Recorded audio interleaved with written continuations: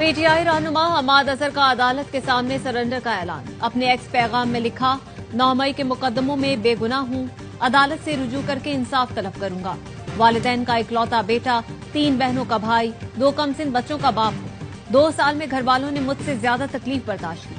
वालिद के इंतकाल पर घर वालों वालिदा के साथ रहना चाहता हूं। उम्मीद है हम्माद अजहर साबित कदम रहेंगे। 2 साल बच्चों और खानदान से दूर रहना आसान काम नहीं। चेयरमैन तहरीक इंसाफ बैरिस्टर गौहर की हम्माद अजहर से वालिद के इंतकाल पर ताज़ियत के बाद गुफ्तगू। कहा, सजा और नाअहली से मसाइल हल नहीं होंगे, अना खत्म करना होगी। हमारे 39 अरकान रिस्क पर हैं। हुकूमत मैंडेट के अलावा 120 नशिस्तें लेना चाह रही है। बेहतर है कि हमारे जो लोग बचे हैं वो भी इस्तीफा देकर घर बैठें, अच्छे वक्त का इंतजार करें। जराए का कहना है बैरिस्टर गौहर ने हम्माद अजहर के सरेंडर करने के फैसले का खैर मकदम किया। हम्माद अजहर की जमानत दायर करने के लिए वकला टीम फाइनल कर ली गई।